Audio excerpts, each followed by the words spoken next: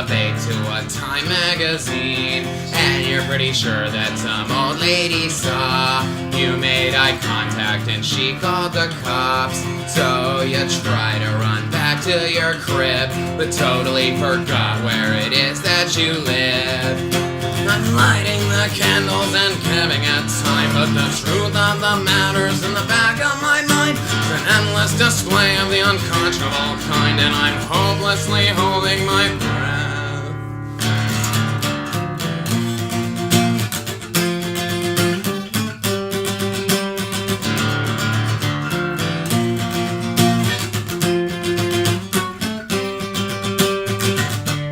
Hanging my little threads, and I think that they just broke.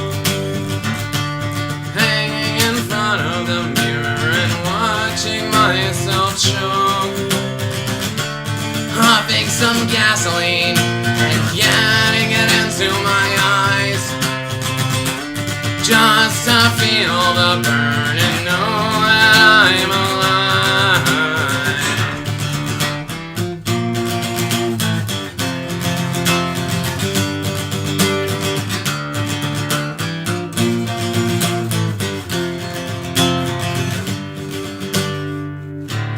There is a game I like to play where you turn on the big ceiling fan and get it spinning as fast as you can, and throw a bunch of knives into the blades and watch them fly all over the place until one hits you and you start to bleed out, and you're like, fuck, I guess I should probably go to the hospital now. You don't want to go to the hospital because when you were 11 you got molested by an x-ray attendant, and it gave you a natural mistrust of places like that, so you stay away from the hospital completely. You end up calling your buddy's mom, and she was like a nurse or something, and she's like, well, how bad is it bleeding? And you're like, well, it hasn't stopped and it's been a couple hours. She's like, you're gonna have to go to the hospital. And you're like, god damn it, every time I do that it fucks up my whole night. I'm gonna wind up getting out of the hospital, it's gonna be really late, nothing's gonna be going on, I'm gonna go home with a wound. How much does that suck? I'd rather ignore it and go in the morning. Anyway, you try to, but you keep bleeding all over your friend's house, so they throw a sack over your head and put you in the back of a fucking dirty old car and start taking you to the hospital, pretty much against your will, like you're a hostage or something. And friends don't hostage friends, seriously, don't. That's not how this works. Anyway, you wind up at the hospital and they're like, okay, what the fuck is wrong with you? And you're like, well, my hobbies include drinking cough syrup until I see demons, throw up, and, feel like gas or whatever. I cut myself for fun, and occasionally I like to go to the gas station and get the air pump going and shove it into my rectum and pump air into my kidneys.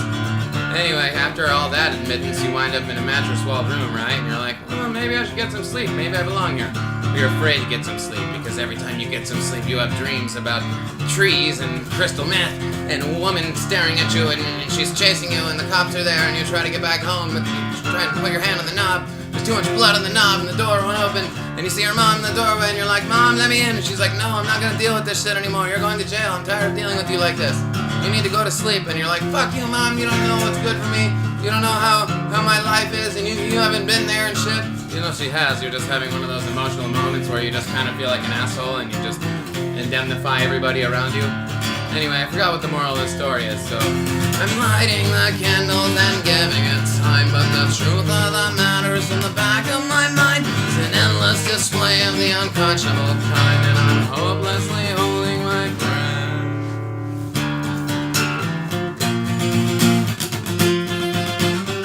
This one's long, so I never play it.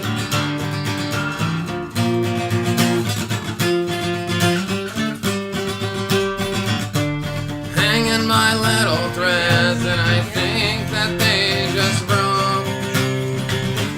Hanging in front of the mirror and watching myself choke. Huffing some gasoline and getting it into my eyes, just to feel the burn and know